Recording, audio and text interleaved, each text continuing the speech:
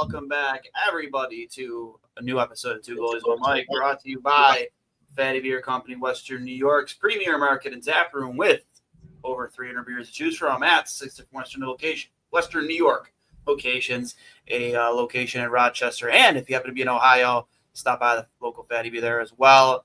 If you need a beer, make sure you make it a Fatty Beer. Let them know Two Goalies, One Mic sent you. I am joined by my co-host Connor Hurley on a Monday. Abnormally on a Monday. Normally, we obviously record on Tuesday, but it's a big week. Want to preview tomorrow's upcoming NHL free agency period, but already today, quite a bit of news. Mitch Marner has a new home. Florida, as I called that a few weeks ago, was going to find a way to keep the potential dynasty team together, and they have. And some other news too. So, Connor, I'll let you start it off. What did you think of the NHL Draft and how the Sabres made out? Are you happy, disappointed, other? Regards to the draft, about a few months ago, I identified Radim Mertka. Is that the correct pronunciation? I hear you call him Mr. Cum. Okay, well, that's what our good friend over in the Czech Republic, Victor Marder, I know, calls him. Very funny story behind that. Go to his Twitter page if you want to learn that. But we'll go with Mertka for now.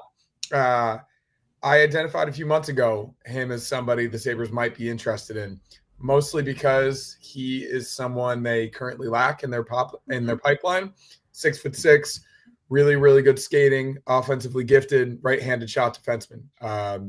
Those types of guys don't come around too often. And while he may be a project with the right development and the proper care, he could be someone that I could envision being on the team, not this season, not next season, but maybe in 2027. And by that time, God willing, the Sabres will be in a better position and he could really help their defensive group. Maybe even next season, but probably not. He projects more as a project. And with the 9th overall pick, that's usually the case.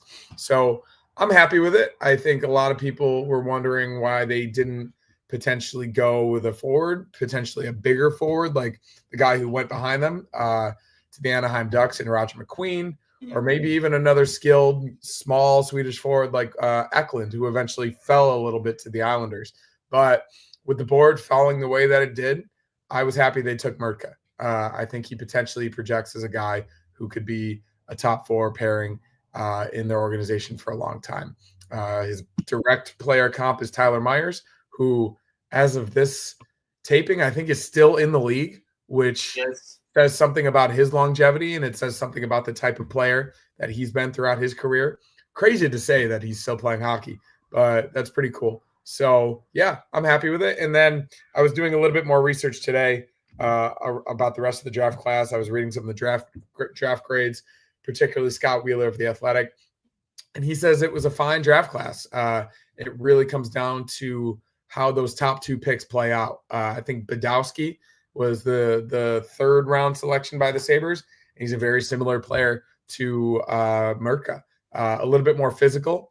He, I think, was described as the most violent player in the draft class, which team toughness, something they've preached for a long time, I think could be really good to add that to their prospect pool. Also a 6'5" right-handed shot defenseman, another attribute collection that doesn't come around very often. And I think the rest of these guys are just projections, as they normally are in the NHL.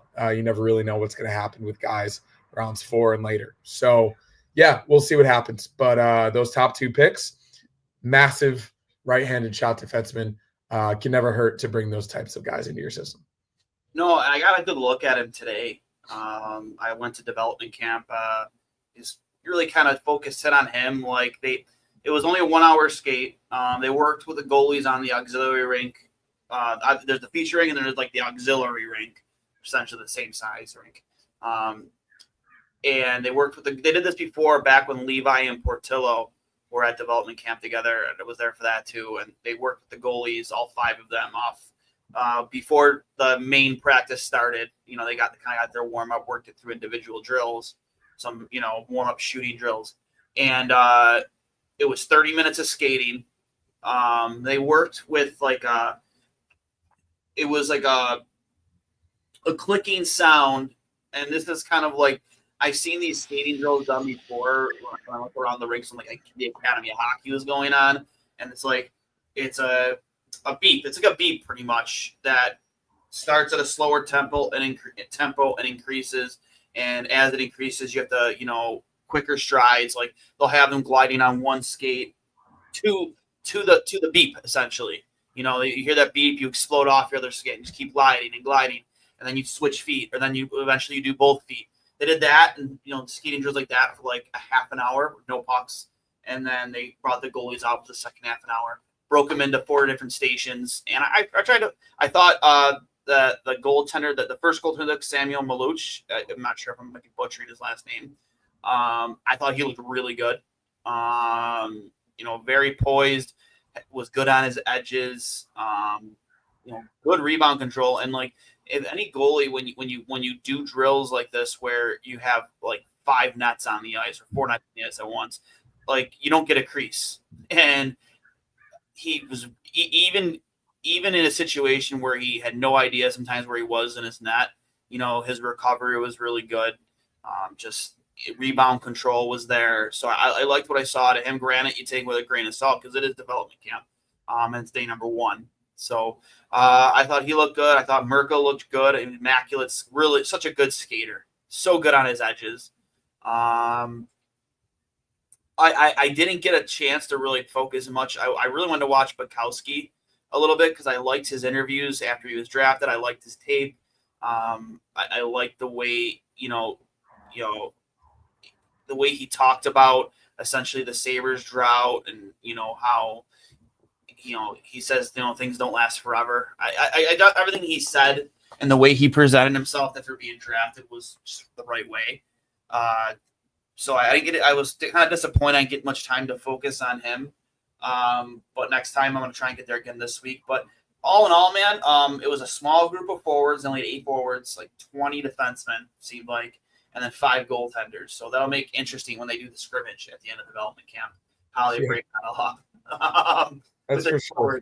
And I also read that about Budkowski in Fairbairn's recap article that he seems like he's got a good head on his shoulders. He seems like he'd be a great locker room guy, good character into the building. And I think that goes along with a guy like Connor Timmins as well, who potentially could be the biggest impact, obviously this season of what happened over the weekend, but just generally a guy who, they talk about it all the time, who actually seems like he would want to play for the Sabres, which we speak of 14 years isn't the norm these days. From St. Catharines, he got the call about the trade from his parents' cottage in Fort Erie in SNL Sarah Palin style. He can see Quebec Center from his parents' house. So that's a good sign in terms of familiarity. I think he grew up a Sabres fan, grew up going to games. So if anything, for a third pairing defenseman, obviously I think a lot of us liked Connor Clifton's character, but he basically only provided replacement level defense and toughness in hitting.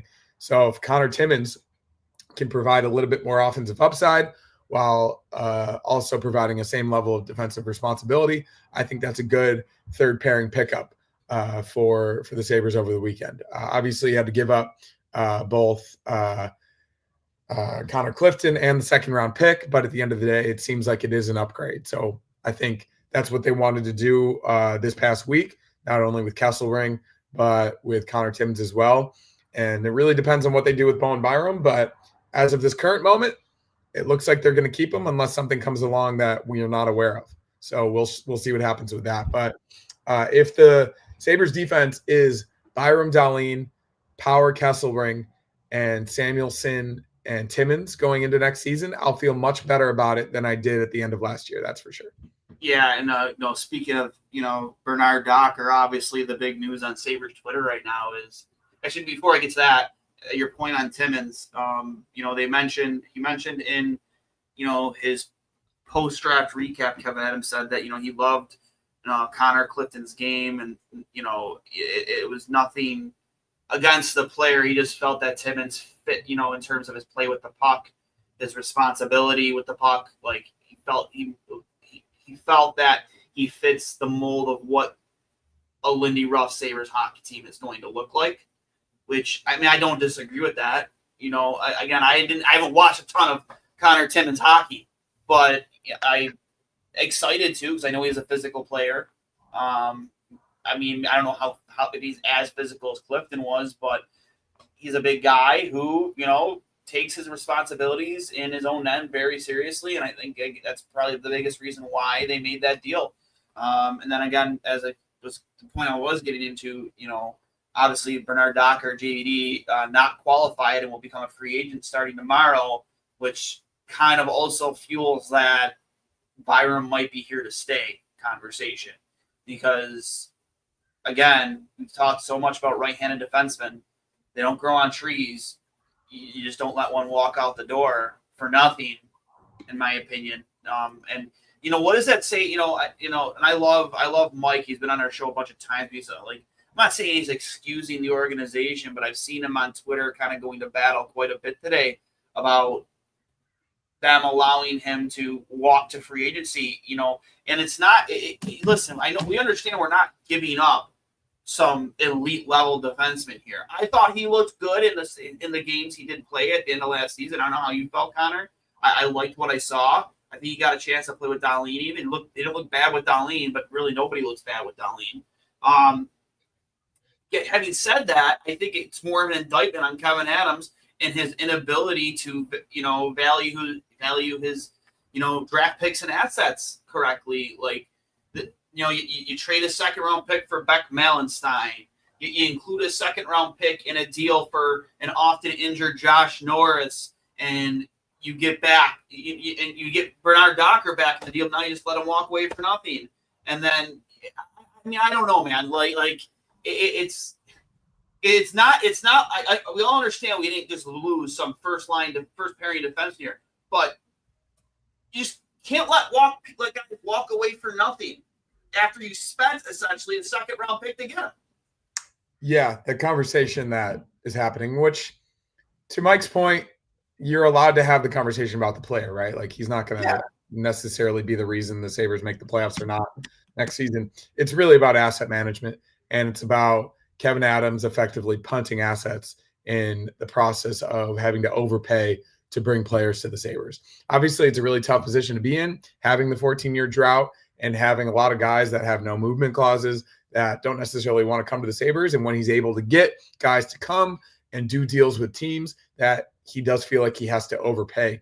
But at this point, smart GMs and smart teams don't punt second-round picks. Obviously, second-round picks by themselves don't often translate into long-term NHL players. They don't make the difference between winning and losing teams, but the collection of assets and how you use them intelligently. Not saying we could be better GMs than Kevin Adams, but if you traded Dylan Cousins for Josh Norris in a second, like it's a very bad trade, like unquestionably, especially if Josh Norris can't stay healthy. So having Bernard Docker, a potentially very quality depth defenseman on the right side when you had basically a lack of right-handed defensemen all of last season. Of course, you bring a couple in this offseason. Maybe that's why they didn't, because they now have Kesselring and Timmins. That shouldn't affect your decision to offer, I think it's $836,000 as a qualifying offer to JBD. Just doesn't make sense to me. I saw a lot of people arguing that maybe they have another deal in place already that they're waiting to announce that worked better for them. Maybe it's more than the qualifying offer so that they can get up to the cap floor or even closer to the cap ceiling. But as it currently stands, it looks like bad asset management, and that is why everybody is mad online. I just love Mike to death. I mean, anything Kevin Adams does real quick will make people mad. Like this is like a very toxic atmosphere at the moment, and anything that's not handled absolutely perfectly is going to make people freak out. But guess what? He's given us very, very little confidence that he's going to make the intelligent move at this point, aside from a few trades that have worked out and a couple signings. Up until this point, we have no reason to give him the benefit of the doubt because nothing has worked. Legitimately nothing. It's like, as a Sabres fan, man, like, we've talked about it a lot over especially the last 2 years, about how nobody wants to play here. Nobody wants to play here.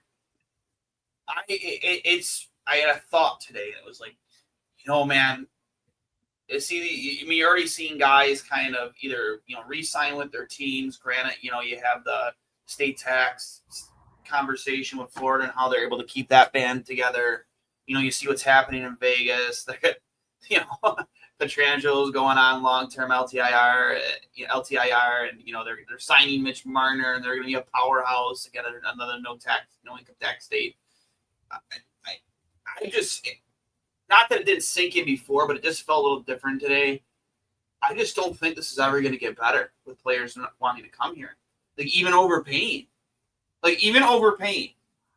Not when I say players, I mean players that can help you get to the playoffs.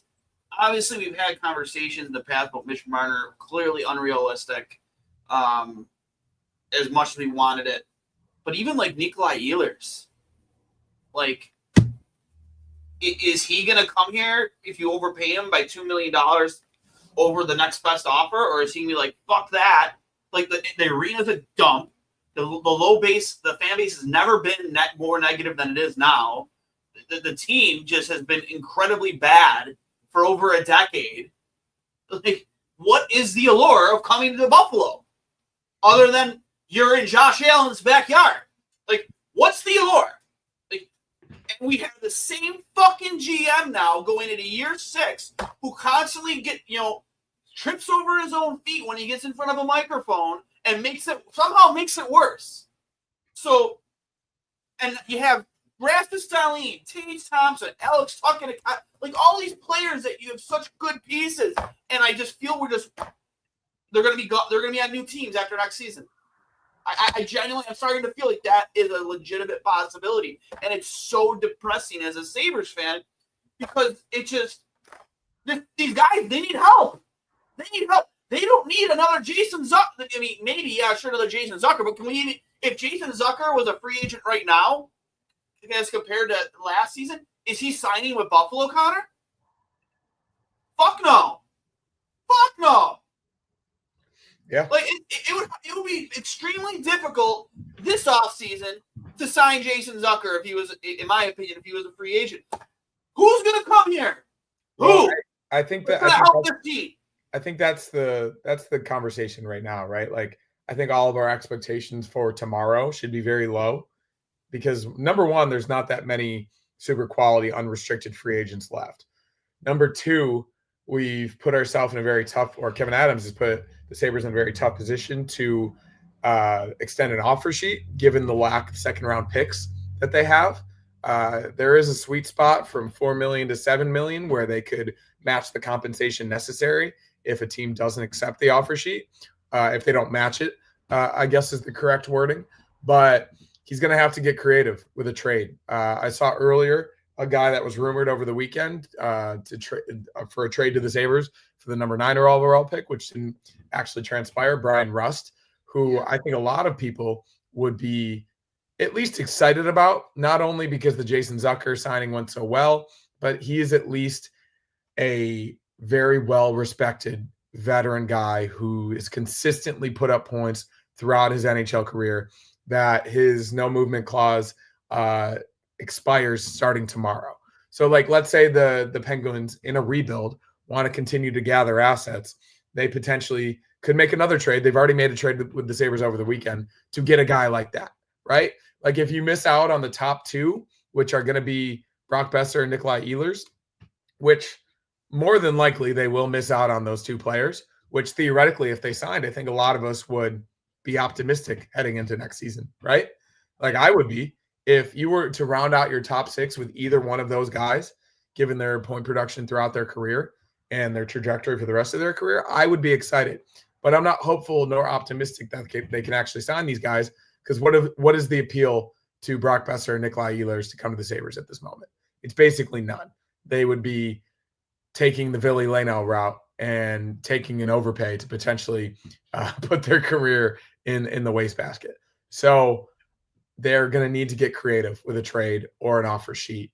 And both of those are not the easiest things to do. So at this current juncture, it looks bleak. But stranger things have happened, and I'm at least cautiously optimistic that they could maneuver something. Obviously, you've got to replace JJ Peterka's goals, right? There's no way that this group even comes close to the point total from last season if you go into the season without replacing JJ Peterka's goals. So therefore, they have to come up with something, right? They have to come up with something. And I'm cautiously optimistic they will.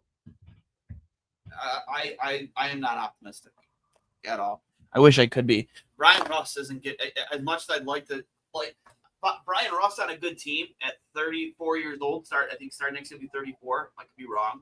33. Is he 33? Okay. Like, I'm sorry, it's a bottom 6 guy on a good team. I don't know, man. I will say, like, he's benefited from playing alongside Crosby and Malkin. But we don't have Crosby and Malkin. But regardless of that, like, he's consistently produced throughout his career. Like, he would be a legitimate top 6 addition. I do believe that. On this team, yes. Well, I mean, like, it's hard. Like, yeah, like, it's hard to. Is Brian Russ replacing 30 JJ Peterka goals? I mean, I think be honest, man. He is not. He had 27 last season. Don't get me wrong. There's a lot of other attributes that are going to hopefully benefit the team. But Brian Russ isn't going to get you to the playoffs. Well, I would say a combination of the defense and goaltending being better, along with Brian Russ added to that top 6, could theoretically get them to the playoffs, right? No, I think it could. I mean, the reason teams in your division, teams in the East, are just getting better. Well, think about it though. Like, obviously, the Panthers are going to be the Panthers. The Bruins are probably still going to be a little bit of a rebuild. The Lightning are inevitably going to falter a little bit. Who knows what's going to happen with the Leafs last season? They got Nicholas Waugh. Is it Roy or Waugh? I'm going to say Waugh. I think it's Waugh, 1-for-1 for Mitch Marner. They're not replacing Mitch Marner's production. I have a strange feeling that Matthew Nyes potentially could get offer sheeted tomorrow. I think there's a chance. There's a chance. Matthew Nyes signed. Did he sign? When did he sign? Pretty sure he signed his contract. I must have missed that. Yeah, Matthew Nyes is signed. Okay, sure. Well, that takes that off the board. Yeah,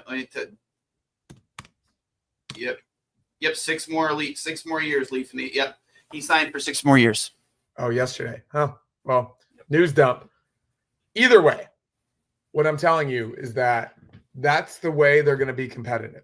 They have to make. Montreal got better. Ottawa got better. They have to make a trade. Right? They're playing for a wild card spot. They got a lot better.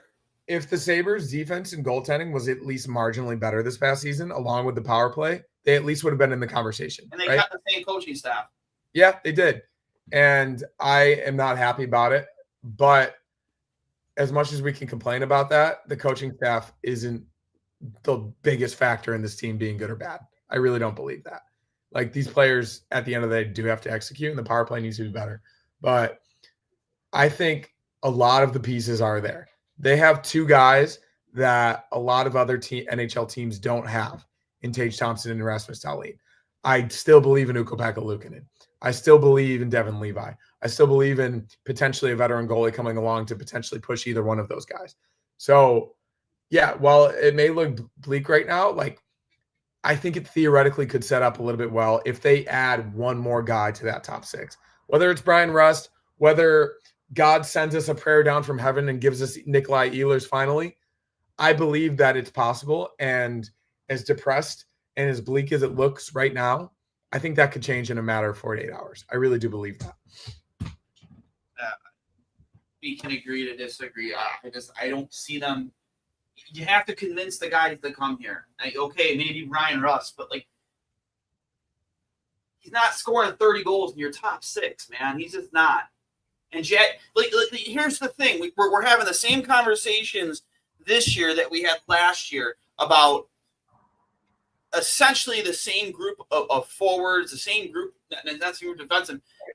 Obviously, defensively, you're going to be better, but we're putting all the eggs in the Jack Quinn having a bounce back year again for a 3rd year in a row. I'm done with it, man. I'm just done. Yeah. I'm done having that conversation with Jack Quinn. I don't want to keep going back to Brian. I don't want to get a raise. I don't want to keep going back to Brian Rust, but his past 6 seasons in the NHL, these are his goal totals. 27, 22, 24, 20, 28, with Crosby, 31. man. I know, but like if he's playing with Tage Thompson and Yuri Kulik or Tage Thompson it's still not Sidney Crosby. I know, but like Crosby's one of the best playmakers in the game. I'm just telling you, like, I think it would be a legitimate addition. I really do. I'm not saying it wouldn't be an addition, but that doesn't scream playoff team to me. It just doesn't. I mean, he's not, but like he wouldn't be the only, like his production wouldn't be the only one to bring this team to the playoffs. Obviously, Tage Thompson has to continue to do what he's been doing. Alex Tuch needs to have as good of a season as he did last season. The bottom 16 needs to be better than what it was. You need to not deal with a 10 games without Rasmus Dahlin. Every team, here's the difference between playoff teams and not playoff. That if you suffer an injury, it doesn't derail your season. Well, the defense, one injury to any of those guys for 10 games or more, it's going to derail the season. That may be why they're keeping Bowen Byram, though, and they got Kesselring and they got Timmins. The defense is better than what it was. It really is. I'm not disagreeing with that. Yeah. Not it's offensively, you definitely had one hole before the Peterka trade. Now you have two. And sure. Jack Quinn I'm done having a conversation with Jack Quinn. Just done with it. And you don't have a true number one center. Your number one center currently, if it is Josh Norris, is one massive shoulder injury away from retiring. I personally think it should be Tage Thompson, but that's another discussion for Lindy. But apparently Lindy likes him on the wing. I agree with you. I think if this is your center depth, Tage Thompson should be your number one center. He's got to play center. He's proved he can put up a 94-point season playing center. I agree. Yeah. But, I mean, we're not the coach. No, I know. Obviously, but, like, Lindy's also adaptable. He is. Like, he can have, a preference, but at the end of the day, like, if you don't have a true number one center and you have one in your building, likely a top 10 number one center in the league, you put him at center. Yeah, I don't know. Next thing I wanted to talk about, obviously, outside of Brian Rust and Nikolai Ehlers, I mean, what other names do you see in unrestricted free agency? I mean, Patrick Kane just extended for one more year in Detroit. Listen, like, this is getting really stupid. Like, I wish the NHL would do something about this where, like, at least make July 1st exciting, where you have guys like, the build up, like there's like the NBA does, the NFL does. There's always like a lot of excitement around those days. Like, I don't know, man. Now tomorrow it's just really like it's whatever to me. Well, I mean, here are the names. It's crazy that when you go to SpotTrack and you type in 2025 NHL UFAs for this season, top of that list is Nicholas Backstrom still, and we all know what's going on with him, and he's likely never going to play again. TJ Oshie is still on there. He retired. But the 3 top names, or 4 top names, I'll group them with this, would appear to be Brock Besser, Nikolai Ehlers, who we mentioned, Andrew Mangiapane, and Mikael Granlund. Granlund is at least slightly interesting to me, given that he is a center. He's a bit older. So he's 33 years old. His previous cap hit was $5 million a year, but he was traded to the Stars basically as a rental, and he had a really productive season this past year. So I would not be totally closed off to him. Another one, I mean, he's an RFA, but at least 2 RFAs that I am at least slightly interested in. Now, unknowingly to me, that Matthew Nyes was gone. Gabe Vilardi and Mason McTavish. I think those are 2 guys, especially McTavish, obviously very young. I mean, Vilardi's pretty young too, almost 26, but they've both proven they can produce. They're also centers, bigger bodies, plays with some jam. I think both of those guys theoretically could be options in the right situation. And then you get down the lineup where you're running into names like Jeff Skinner and Jack Roslovic and Brock McGinn and Jonathan Drouin and Cody Glass, and obviously got Capo Caco and guys that aren't really going to move the needle that much. So you're going to have to rely potentially on a few of those top names, which could be tough. And like I said, you might have to get creative with an offer sheet or a trade. But if any GM were to get creative, it would be one that is theoretically in his last season in a desperate spot with a guy in waiting ready to take his job if this team is not in the playoffs by Thanksgiving. So do you view Michael Granlund as a number one center? Mikael Granlund. I mean, that's what I'm saying. Yeah. Like on this team, yeah. Probably not. No, but like, that's where I'm saying, like, Lindy Ruff, with the lack of quality center depth, put Tage Thompson as your number one center. He can play it. Like, I just don't understand him being stubborn about that. If you don't have the quality center depth, right? Then you can move everyone down the lineup and have some of your guys that are a little bit more versatile play the wing. Yeah, it's easier for a center. It's easier for a center to shift the wing than it is for a winger to shift the center. So, you look at Vladizov, Gavrikov, who's still they're pretty much done on defense. I mean, I'm going to say Connor Brown. They just announced that he plans on testing the market. Yeah, this is a really, really bleak. I personally would like a guy like Connor Brown on the fourth line. Maybe move a couple people up. I watched a video on Josh Jones today. I think Josh Jones could be a third line player. I really do.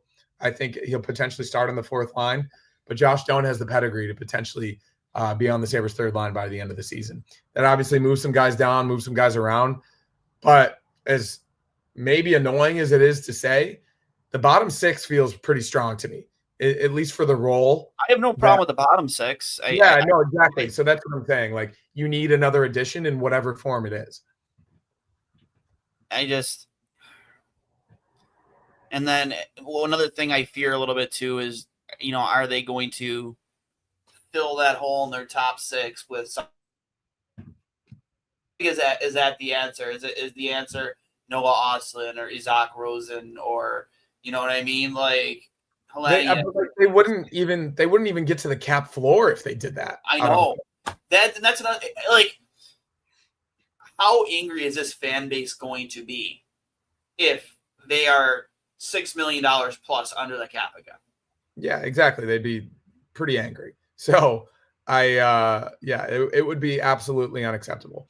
I mean, obviously, I think Mikael Granlund's a name that a lot of people don't think about as being like a super quality NHL player, mostly because he's been in Minnesota, he's been in Nashville, he's been all over the place. He was on the Sharks, and then he went to the Stars. But he's a guy that's produced, and he's a veteran guy. Like, he knows how to exist. Like, 900 career NHL games played, 610 points. Like, that would be in addition to your top six. Unquestionably, it would be. I'm pulling up the restricted free agents right now. Obviously, some of them signed today. There were a few names, like when you talk about trying to get the two that I mentioned, like Gabe Velarde and Mason McTavish. Those are names. Willie Coyle, we had Johnny Lazarus on the show, and he mentioned that he's heard, that the Rangers have shown interest in Bowen Byram quite a bit. Like, granted, obviously he's not a center, but Will Coyle is a name in there. You hear, obviously he's not an RFA, but guys, there are certain players out there who don't have trade protection until it starts tomorrow. Maybe we have 3 out.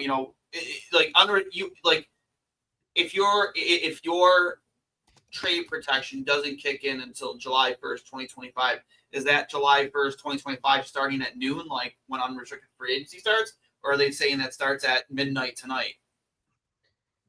It's complicated, but I think that somebody in the chat can figure that out for us, because that would mean, if you're a guy whose trade protection doesn't kick in until, say, midnight, you got 3 hours, Kevin Adams, to really,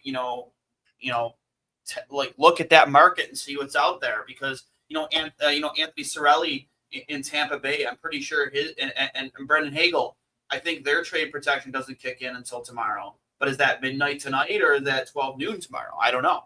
I thought I saw something about Russ. Same thing with Rust. No move clause. I thought it loses protection tomorrow. Something. No, I'm talking about guys whose trade protection starts tomorrow. The guys who've already signed an extension. Like, I'm pretty sure it's either Hagel or Cirelli, or maybe even both. Their trade protection on their current contract doesn't kick in until tomorrow. But is that midnight tonight, or does it start at noon, just like when unrestricted free starts at noon? Right. Another name that just pops out to me on there, just spending a lot of time out here in LA, is Alex Laferriere. They love him out here. Mm-hmm. I don't know know if they're planning on, if they already have extended a qualifying offer or if they're planning on giving him a big deal. But he's 23 years old. He's produced in his 2 seasons in the NHL. Like, that's the type of guy you give an offer sheet to, right? Like, he had 42 points in 77 games this year in a very tough Western Conference. He's 23 years old. He's 6'1", plays both wings. Just even hearing about guys who around the rink over in El Segundo and fans of the Kings, they absolutely love this guy. So that, I guess that goes to say that, like, there are guys that are now unsigned or will be unsigned. Obviously, these teams all have their prerogatives and they probably are trying to budget money, but they can't sign everybody, right? Especially the Kings. They've devoted a lot of money to a lot of different guys. And if you're creative and you send out an offer sheet to a team that theoretically can't match it, that's how these things happen. So I don't know. I'm at least somewhat, again, it'll be the theme, somewhat optimistic that Kevin will at least take a shot, right? Like, you have to be able to take a shot in his position, given the seemingly desperate situation. Maybe it's not as desperate as we think it is. Maybe he feels way more comfortable than he should, which is inexcusable. But, you know, might as well take a chance. Yeah, I mean, you're just down a little more optimistic than me, to say the least. Like, even Gabe Vilardi, like, how much money do the Winnipeg Jets have tied up in Connor Hellebuck and Mark Scheifele and all these other guys? Like, that's a guy who had 61 points in the NHL last season on a very good team. Obviously, like, he's had a winding road from the Kings going into that Pierre-Luc Dubois trade, but he produced on a pretty good team last season. And not saying he necessarily would on the Sabres, but we're talking guys, right? He is a guy you can slot into your middle six and you wouldn't have to worry about him. So I don't know. I am holding out hope. I really am. Yeah.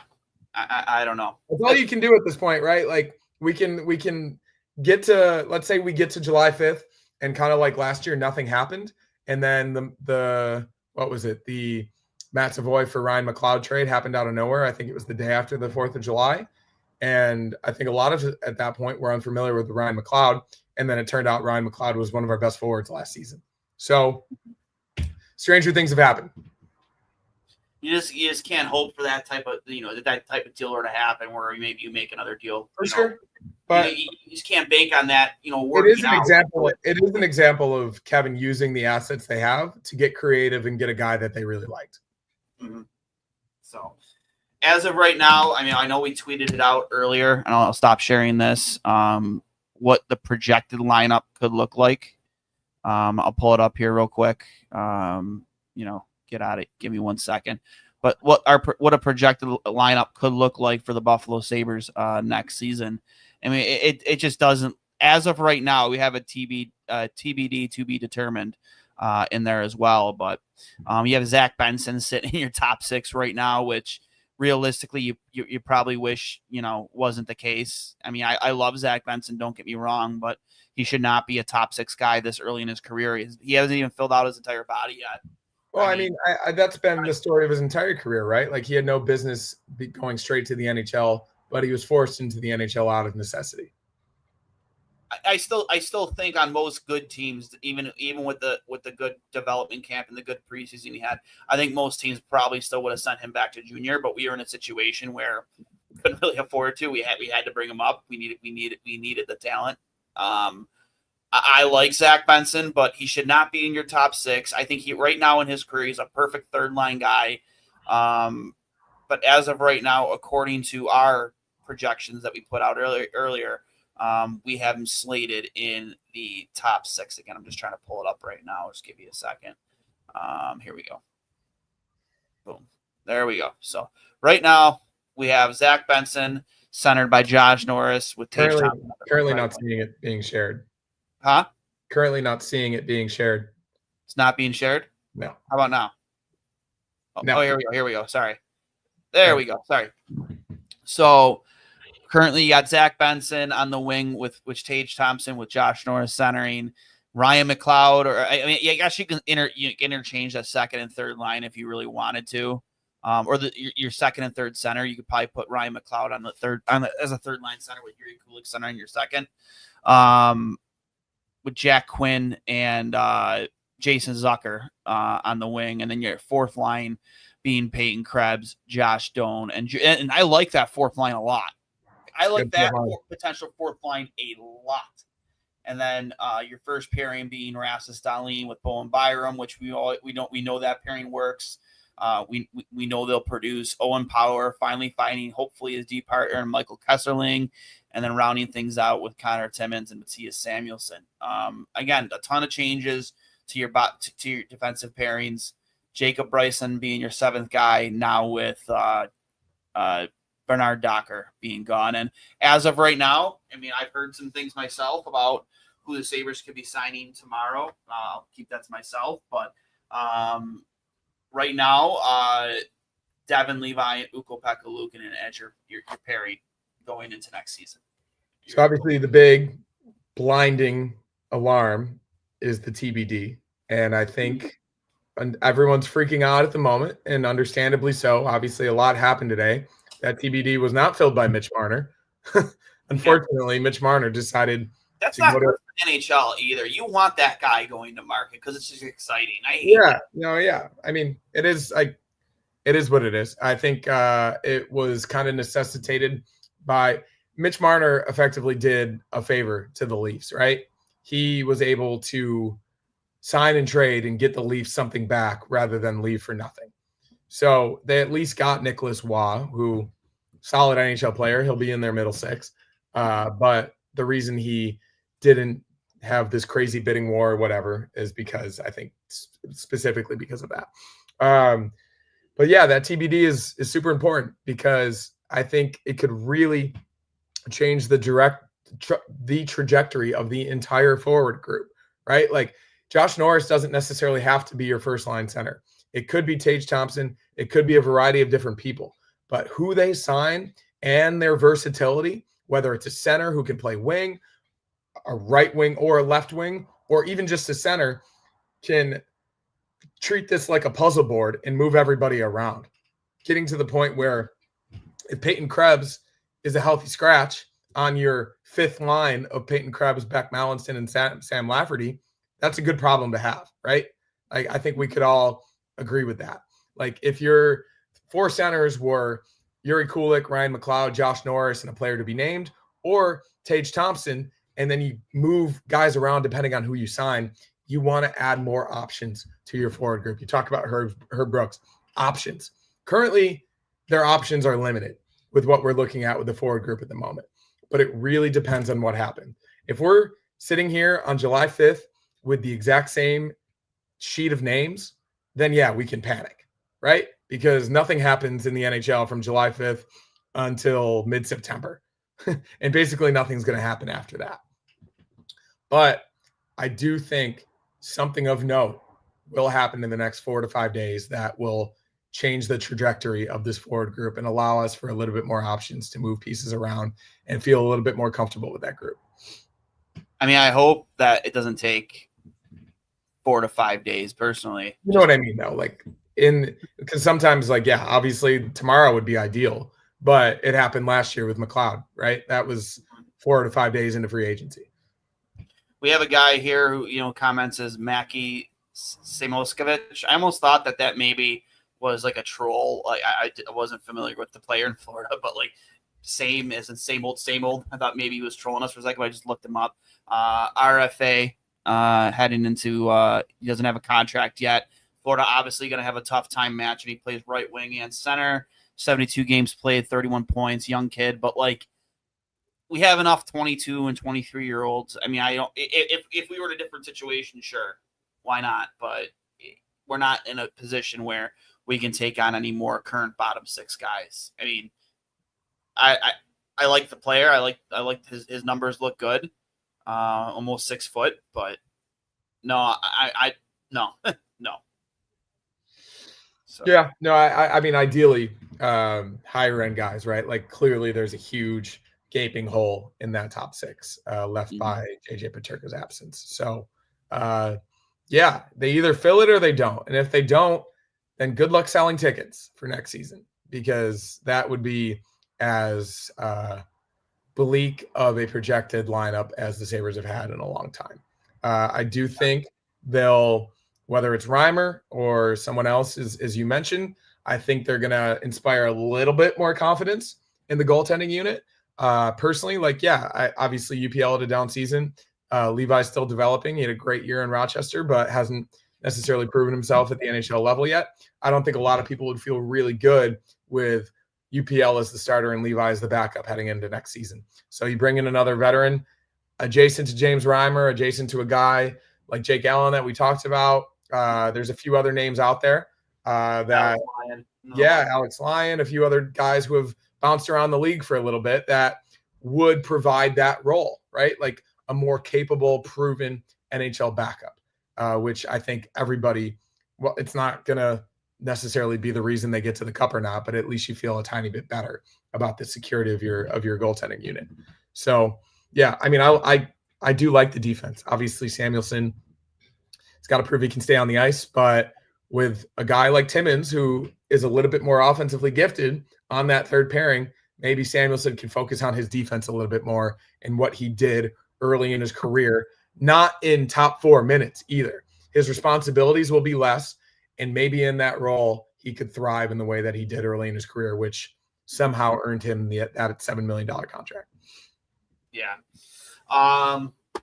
Your thoughts on, obviously, Marchand, Ekblad, and Sam Bennett all finding a way to stay. I know when Paul Bissonnette brought it up to Gary Bettman kind of, went at him hard about, the state tax not really being a thing. And then obviously you see 3 guys taking very team-friendly deals compared to what their market was at free agency. I think, what was it? Ekblad agreed to like a $6 million deal, whatever it ended up being.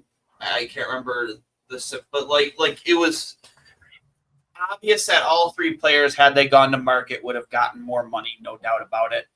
Do I think, like, when it comes to the tax conversation, is it a factor when you're already an unrestricted free agent and not in a no tax state making your decision, or is it more of a factor, at least in your opinion, Connor, when you're already in Florida and you're making your decision? Obviously, the winning helps and all that stuff.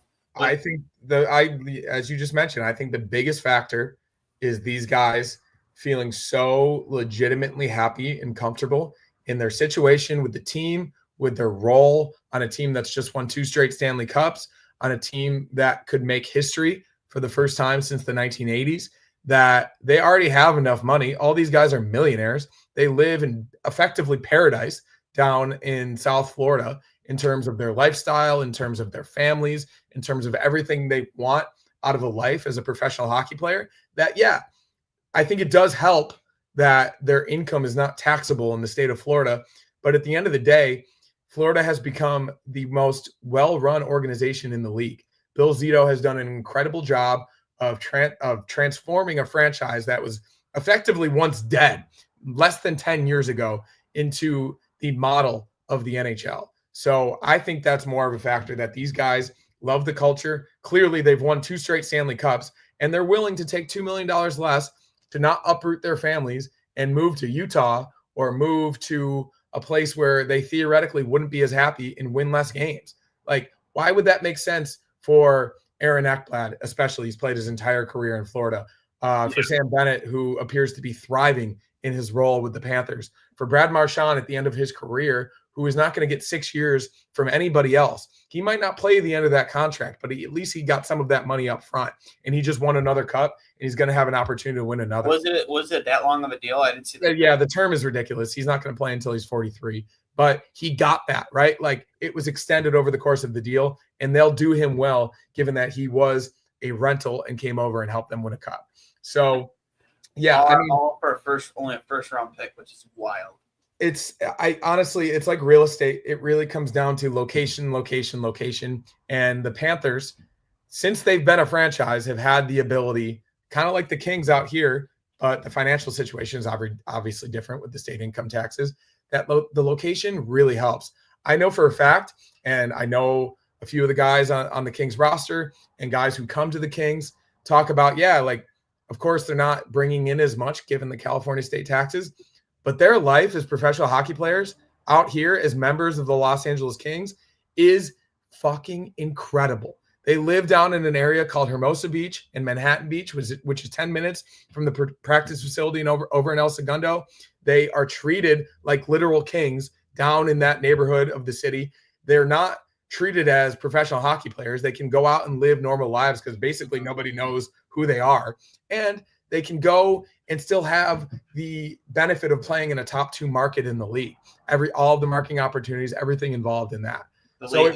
Great basketball teams are right in your backyard. Exactly. Like it really does come down to location for a lot of these franchises. If you're not obviously a Canadian franchise with the media market and everything else, but look at Mitch Marner. The pressure might have gotten to him at the end of the day, and maybe he could have gotten just as much from the Leafs, but he decided to go to Vegas, which is turned into a well-run organization in a prominent, attractive place, also without state income tax. So all of these factors contribute. But currently, as Kevin Adams very clearly stated, the Sabres have none of those. No palm trees, no state. We have. And most importantly, no culture. No culture. It's true though, man. Like you want to talk about culture, right? Like for work, over a year ago, we had like our national meeting at the what is that theater right across the street from the Crypto Arena, where the Lakers play. The Peacock Theater. Peacock Theater, yeah. We had our big team meeting there. Unbelievable facility. And like during our breaks, like we get to walk around, go see the Kobe Bryant, the Nipsey Hussle mural, which like within walking distance is incredible. But like the plaza around, I think it's called the Crypto Arena now, right? LA Live, yeah. Yeah. Like that whole area, just the amount of how much they honor their legends, like the Gretzky statue, all the Lakers statues. What's his face even has a statue? Dustin Brown. Like Kyle Quick will eventually have his own individual Jonathan statue. Quick. Huh? Jonathan Quick. I said Kyle Quick. Sorry, I'm sorry. Jonathan Quick. Jonathan Quick will eventually have his own statue out there. Like the Shaq statue, the Kareem Abdul-Jabbar, like the Gretzky. It's all. It's like I was just amazed at. It's not even like a dominant hockey market. It's a historic hockey market because they had Gretzky. They pulled off one of the, a trade for a guy who was once thought to be untradeable.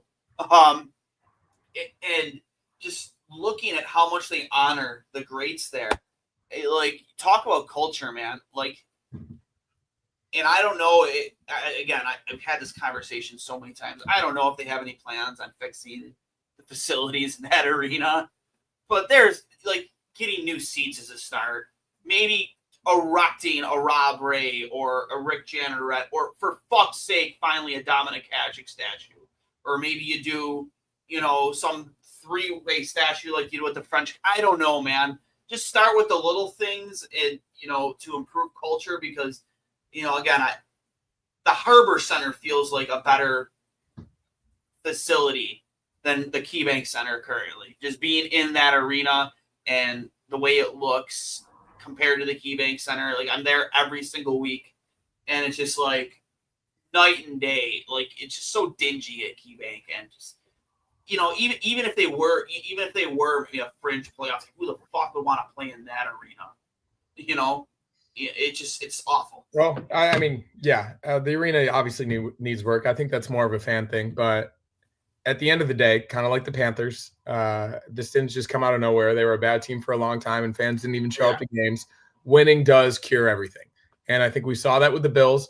We saw with the culture that McDermott and Bean have created. Obviously, they got lucky with Josh Allen, but also developed him properly, and they've created a place. It's not Buffalo, clearly. Look at the NFL, which is a more prominent sports, way more prominent than the NHL. They're signing free agents every single season. Guys are willingly being traded to Buffalo. Guys want to play in Buffalo. It is not Buffalo. It is not the state taxes. And Kevin Adams saying that when he did in December, he clearly was frustrated. Obviously, everybody is frustrated. But we saw in the mid-2000s, it is not Buffalo. It is not the Buffalo hockey market. It is not the fans. It is not the location.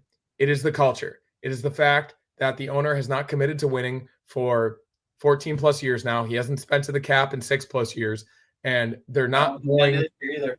And they're not going to win unless they do. And these next 3 days, these next 4 to 5 days will prove if they're committed to it or not. Yeah. Hopefully you're right, Carlos. I've lost all optimism at this point. Well, I mean, Never I'll react. I'll react when that opening night lineup card is sent out, right? Like, because a lot of reacting a week from now. Honestly, I guess we can, but like Yeah, things can change, and until they play a game, I will at least be hopeful that they do something to put a winning product on the ice. Because as it stands right now, as we see right here, that's a last place in the East finish. That's you're going for Gavin McKenna. Yeah, I said Gavin McCarthy earlier. He's already in.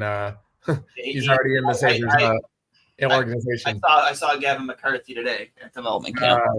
Gavin McKenna is next draft, correct? Yes, like he is the next closest thing you're going to get to for like Connor McDavid. I think. Well, for the for the masochists and for the nihilists and for the people that have no hope whatsoever, let me give you a little bit of hope. If you do think this is the path the Sabres are going down, in 56 games for the Medicine Hat Tigers in the WHL, how many points did Gavin McKenna have this year? I'm going to just guess. I know it's insane. I remember he was on a run where he had like 40 points in 10 games or something stupid like that. In 56 games, how many points? I'm going to say 165. Oh, not that many, but 129. Oh. So that's pretty good. And in how many WHL games has he had? In 133 WHL games, he has 244 points. So he has almost double the points he has games. Pretty close. Almost a 2-point per game player in the WHL, which is what was McDavid? Was McDavid? No, McDavid was OHL. Yes, he was. Correct. He played in Erie. He was the Q. His numbers real quick. He was the Q. He was the QMJHL. I think he was the Quebec Ramparts. If I could be wrong on that. Bedard? No. But I'm pulling up McDavid. He was the Erie Otters. He played for Erie. Yeah, because remember he was like a 45-minute drive away to go watch him play or whatever. So he had in 56 games in the OHL, same amount of games. He had 99 points, and in the OHL, Connor McDavid had 285 points in 166 games. So 1.72 points per game, which is kind not of on pace with the way McKenna is in the W. And Bedard, I think, was something ridiculous, maybe a little bit more. This is all to prove the point that theoretically he is a generational prospect, without question. In the WHL, oh yeah, not even close. 62 games. Actually, no, 57 games in his final year in the WHL. Bedard had 143 points. Yeah. So and he had all of them are having incredible seasons. Like I've seen a lot of highlights when it comes to McKenna, and just he is a special type of player, man. His playmaking ability, especially, dude. Just like knowing where everyone is at all times, like just it's almost like he's got eyes in the back of his head. He's bigger than Bedard too. Bedard had that was the one knock on Bedard is his size. Yeah, 271 points in 134 WHL games, 2.0.2 points per game. Regardless, if we're already doing the tank for McKenna hashtag, obviously this season is going to be pretty bad, but that is a light at the end of the tunnel. And let's say we get Gavin McKenna, we start all over with Yarmo as our GM, and then we go from there. How long into the season would it take for you to get like into tank mode? Mid-November, if they're not within shouting distance of a wild card spot. Mid-November. That would be a month.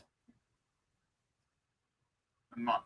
I think we'll know in the first month if this team's going to be competitive or not. Yeah, I don't know. Like I think I'd give them till Thanksgiving. Yeah, I mean, that's where I'm at. I'd say mid-November, late November. That's a reasonable amount of time to know if an NHL team is good or not. So, I mean, last season at Thanksgiving they were in a playoff spot, and then look what happened. So things can change, obviously, at the drop of a hat. Obviously, injuries happen, and this is why they need options. This is why they need to add to that group. Currently, basically, your entire fourth line is not even on the opening night roster. Beck Mallinson and Sam Lafferty. So, as it currently stands, they technically did add, but obviously glaring hole in that top six. And you don't want to have to move Jason Zucker up if you don't have to. Can I just pull up a Gavin McKenna highlight real quick before we get out of here? Because it's like, now that we're talking about it, I just want people to see, like, for those who don't really pay attention that much to prospects and whatnot. It's, it's funny. You weren't on the pod when we were on with Greg. I think we talked about it, but I just clicked on one of my tabs and try and guess whose clothing line just popped up. Billy Lano, baby. Billy Lano. I've been meaning to get some Billy Bano merch for a long time. Billy Bano, Billy Lano, Billy Bano. It's actually some pretty cool stuff.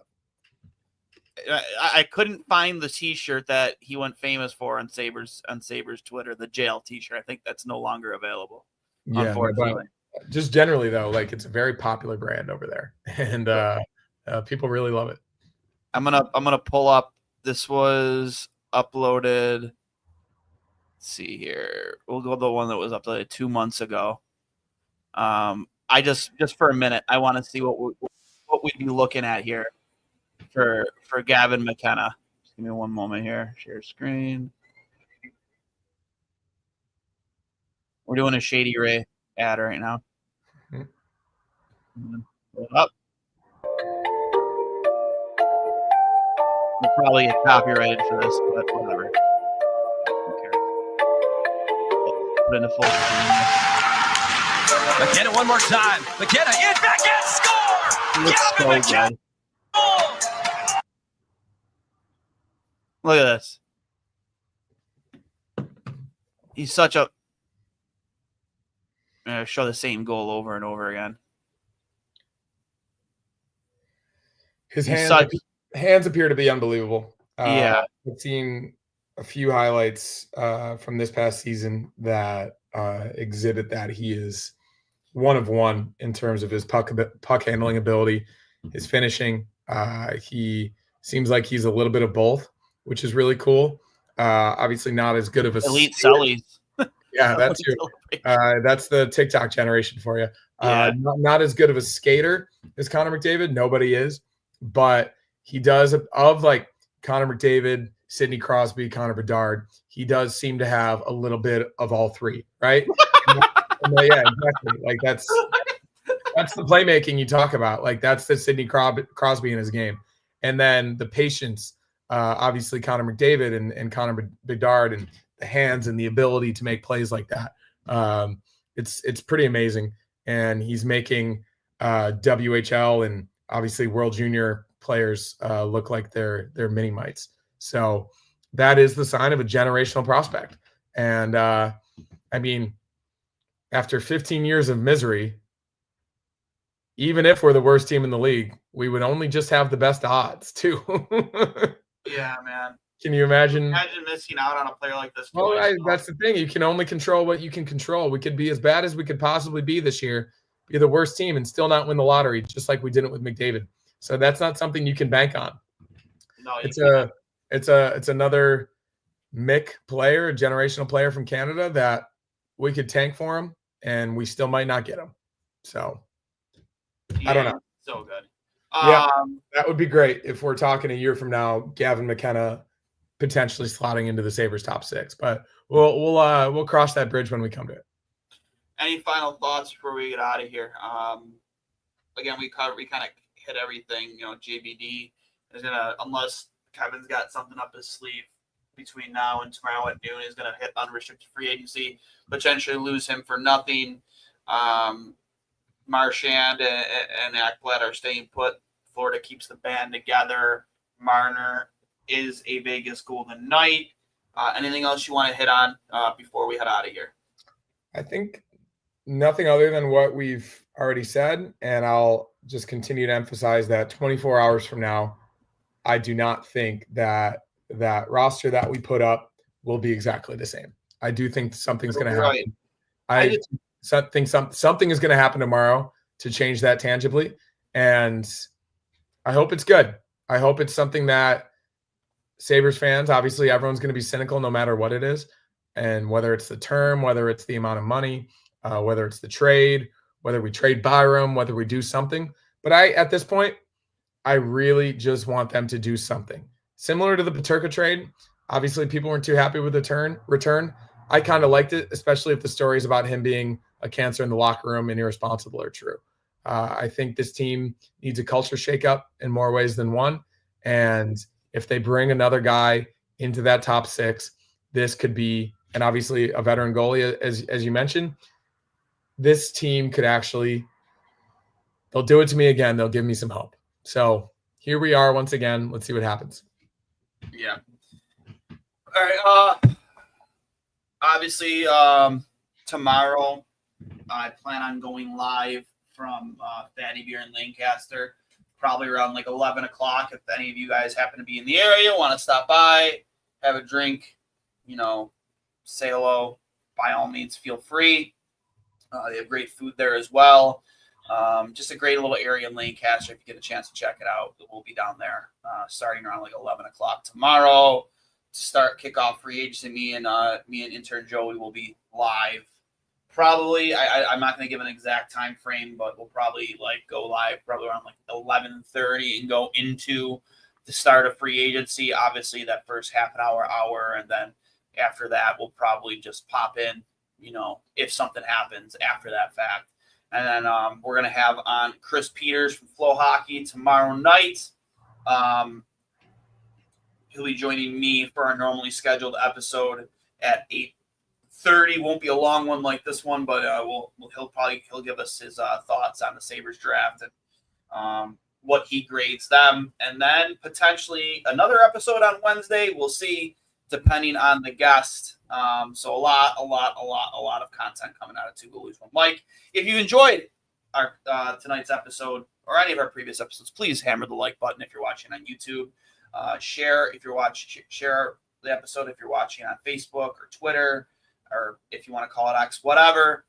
Subscribe on Apple Podcasts, Spotify. Make sure you give us a good good review, and please subscribe if you're watching on YouTube. Please hit that bell icon so you don't go live. And again, I'll emphasize, hit the like button. It helps so much. So that being said, this has been episode 197 of Two Goalies, One Mic, brought to you by Fatty Beer Company, Western New York's premier market and tap room, with over 300 beers to choose from. If you need a beer, make sure you make it a Fatty Beer. Actually, before I get out, I want to point out the shirt I'm wearing from 26 Shirts, the Buffalo Culture shirt. It was actually released for a good friend of mine, Will Leach, good friend from high school. He's currently fighting cancer, brain cancer. Currently, I got the ring the bell at Roswell, so things are going well for him as of right now. Check him out. Check out if you like the shirt. It's available at 26 Shirts while supplies last. Or I posted it earlier, they have a GoFundMe page that you can help, kick in some help there too. So he's a diehard Sabres fan. I've talked about him before. Big into the music culture, given the Ramones play on the shirt. They just did a big benefit for him actually this past Saturday. So anything you can do to help, just keep in your thoughts. Big Sabres fan, Will Leach. We'll talk to you guys tomorrow morning for another episode of Two Goalies, One Mic. And until then, as always, go Sabres.